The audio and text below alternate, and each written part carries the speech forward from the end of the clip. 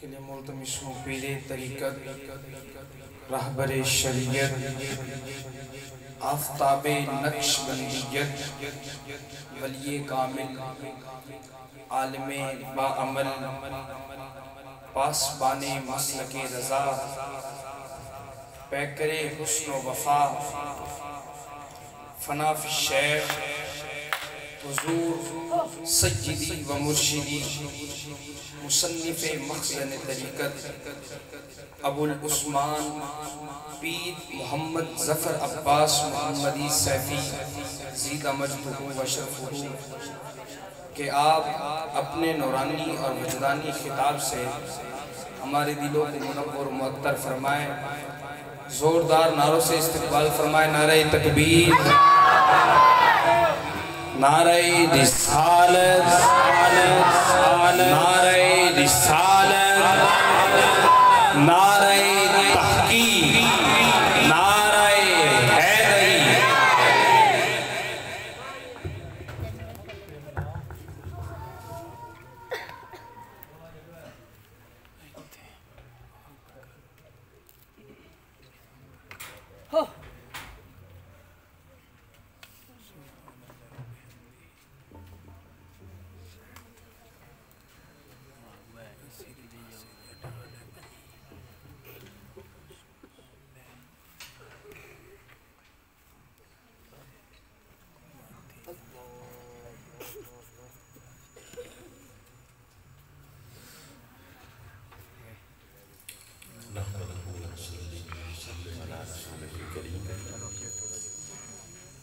اما بعد اعوذ باللہ من الشیطان الرجیم بسم اللہ الرحمن الرحیم قال اللہ تبارک و تعالی فی الکلام المجید والفرقان الحمید قل یا عبادی الذین اسرفوا علی انفسهم لا تقنطوا من رحمت اللہ ان اللہ یغفر الذنوب جميعا انه هو الغفور الرحیم آمنت باللہ صدق اللہ العظیم وبلغنا رسوله النبی الکریم ان اللہ وملائکته یصلون علی النبی یا ایھا الذین آمنوا صلوا علیہ وسلموا تسلیما الصلاۃ والسلام علیک یا سیدی یا رسول اللہ وعلى آلك وأصحابك يا سيدي يا حبيب الله الصلاة والسلام عليك يا رحمة للعالمين الصلاة والسلام عليك يا شفيع المذنبين اللہ رب العزت کا کروڑ مرتبہ شکر ہے جس مالک کائنات نے سن نبی پاک صاحب الاولاد صلی اللہ علیہ وآلہ وسلم دا امتی بنایا۔ نبی کریم علیہ السلام آپ اس دنیا سے تشریف لے آئے تو اللہ رب العزت نے ساری زمین پاک فرما دیتی۔ حضور دی آمد تو پہلے صرف مسجد کے اندر نماز ہو سکتی ہے، مسجد تو علاوہ نماز نہ ہو سکتی۔ اور کچھ امتاں والے کی کردے سن کو لکڑیاں دی مسجد بناندے سن، جدو سفر تے جاندے ہاں تو وہ نال پھٹے اٹھا کے چلدے ہاں اور اس طریقے اور عبادت کردے ہاں۔ لیکن نبی کریم علیہ السلام آپ تشریف لے آئے تو آپ دے قدمہ دی یہ برکت ہے کہ جس طرح قدم حضور سید عالم صلی اللہ علیہ وسلم دے لگ دے گئے تو نال ہی کی ہو گیا کہ ساری زمین صرف پاک ہی نہ ہو گئی بلکہ پاک کرنے والی ہو گئی۔ کس امت میں اللہ نے یہ شرف بھی بخشیا ہے کہ اگر ضرورت تو زائد ساری زندگی پانی نہ ملے تو پوری زندگی تیمم دے نال اے اللہ دی بندگی کر سکتی ہے۔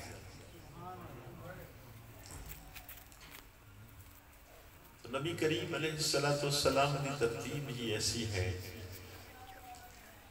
کہ آپ اگر چلتے ہیں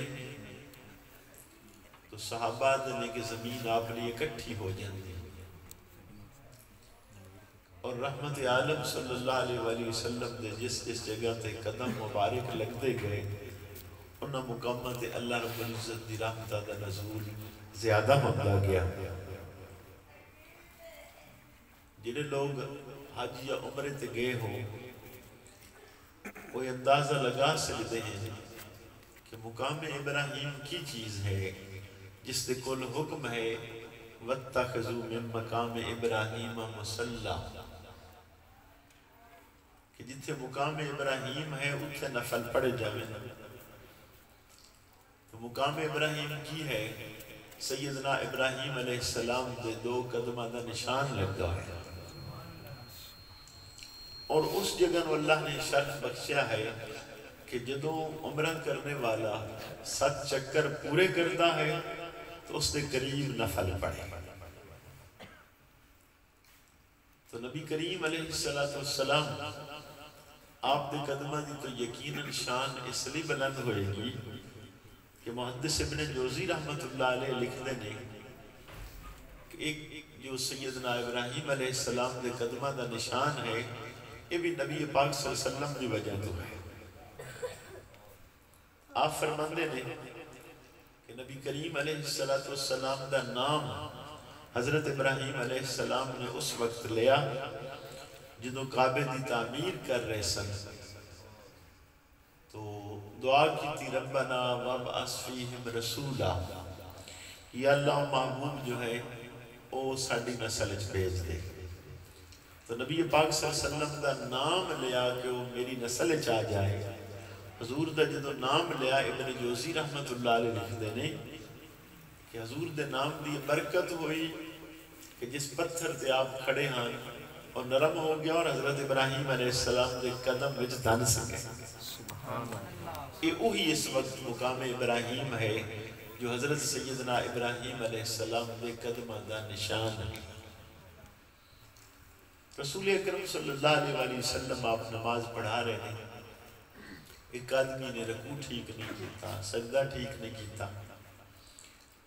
تو امام بخاری نقل کر دینے کہ آپ نے سلام پھیرنے تو بعد ارشاد فرمایا کہ توڑا کی خیال ہے میں صرف اگے ویدہ ہوں. فرمایا جس طرح اگے ویدہ ہوں اسی طرح پیچھے بھی ویدہ ہوں. تو اپنے رکوع سجود ٹھیک کر لیا کرو کیونکہ میں صرف اگے نہیں دیکھ رہا ہوں میں پیچھے بھی دیکھ رہا ہوں. اور نبی پاک صلی اللہ علیہ وسلم دی شان ہے کہ آپ اندھیرے چ بھی اسی طرح دیکھ دینے جس طرح چانن چ دیکھ دینے. یہ آپ لئے کوئی فرق نہیں ہے. اور حافظ عماد الدین ابن کثیر رحمت اللہ علیہ تفسیر ابن کثیر نے اندر نقل فرماندے نے کہ سیدنا موسیٰ علیہ السلام آپ نے دعا کی تھی رب ارنی انظر الیک کہ یا اللہ میں چاہنا تین ویکھاں. اللہ رب العزت نے فرمایا قال لن ترانی کہ موسیٰ تو مجھے ہرگز نہیں دیکھ سکتا. پھر بار بار عرض کر دے گئے.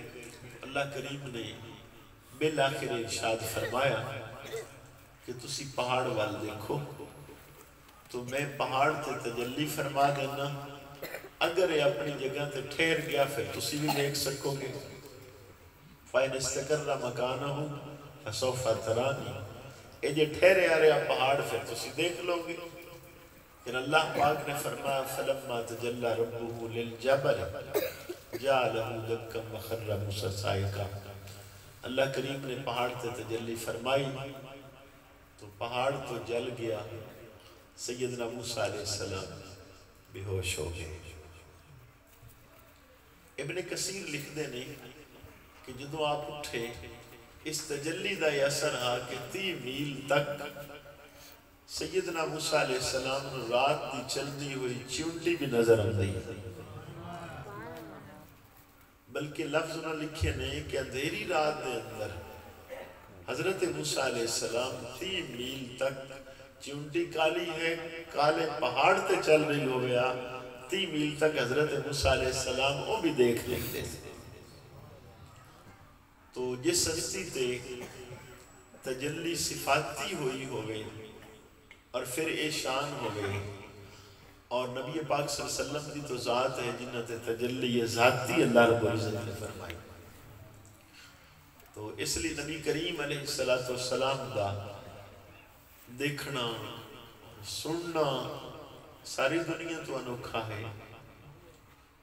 خیبر دے موقع تے ایک بی بی نے تحفے دے اندر نبی پاک صلی اللہ علیہ وسلم نے بکری بن کے دے دیتی. انہیں پتا ہاں کہ اس طرح ٹنگا دا جو گوشت اوپر ہوتے آپ نے زیادہ پسند ہے. اس نے زہر نال لگائی. نبی پاک صلی اللہ علیہ وسلم نے صحابہ نال بٹھایا کہ کھاؤ. پہلے آپ نے تھوڑا جا گوشت توڑ کے منہ جدوں پایا تو نال ہی صحابہ نے روک دیتا ہے. ادھے ہاتھ لگایا ہاں تے منہ پا لیا ہاں گوشت. صحابہ نے روک دیتا. صحابہ حیران ہو گئے کہ نبی پاک صلی اللہ علیہ وسلم نے کیوں روکیا ہے. فرمایا گوشت دس رہا ہے کہ میرے زہر ملے ہوئے. یہ لفظ حدیث دے ہیں اسی طرح. ایک گوشت کی زبان کون سمجھدا ہے؟ یہ ساڈا نبی سمجھدا ہے کہ آپ نے فرمایا کہ گوشت دستا پیا ہے کہ میرے زہر ملے ہوئے. اور بالکل اسی طرح دی ایک اور روایت بھی ہے کہ ابو داؤد شریف کے اندر روایت ہے کہ نبی پاک صلی اللہ علیہ وسلم دی دعوت کی گئی. ایک آدمی نے گوشت پکایا آپ کی بارگاہ پیش کیتا.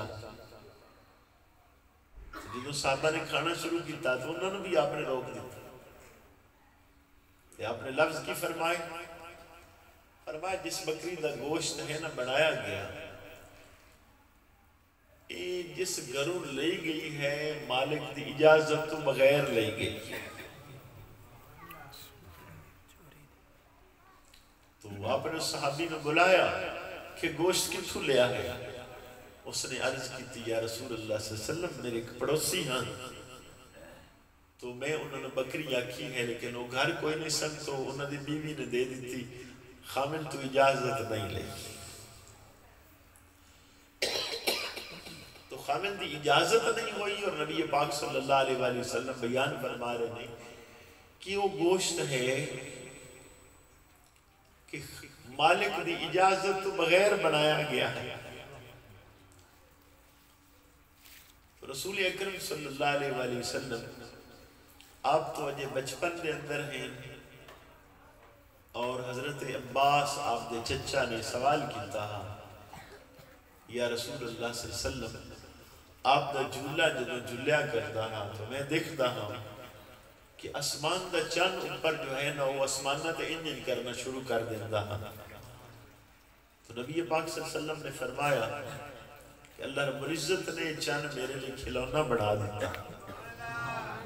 تو چند میرے نال گلاں کرتا ہاں میں چند دے نال گلاں کرتا ہاں. اور چونکہ جھولا اس طرح جھولتا ہاں تو انگلی جی میں انجن ہوں دیا آسمان دا چند بھی اوپر انجن ہونا شروع ہو جانا.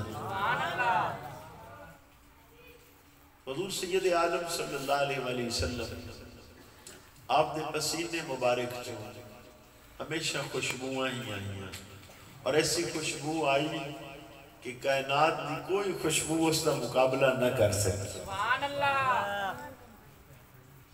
حتیٰ کہ ایک صحابی ہیں اور ایک دن مسجد نبی دے اندر آئے تو انہوں کو اتنی زیادہ خوشبو آئی کہ لوگوں نے دیکھنا شروع کر دیتا کہ کس بندے نے خوشبو لگائی اتنی زیادہ.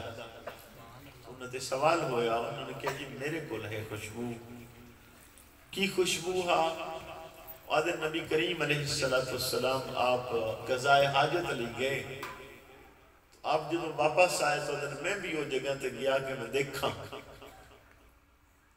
تو نبی پاک صلی اللہ علیہ وسلم آپ واپس آ گئے ہیں. آدھر ہور تو کوئی چیز نہیں میں نظر آئی. تین ڈھیلے نبی پاک صلی اللہ علیہ وسلم نے مٹی دے جڑے استعمال فرمائے ہیں او بیہان او نہ اٹھا لے جیب اچ پا لے. انہیں دی مہک اور خوشبو اتنی ہاں کہ جدو مسجد نبی چاہے تو ساری مسجد ہی خوشبو دے نال معطر ہو.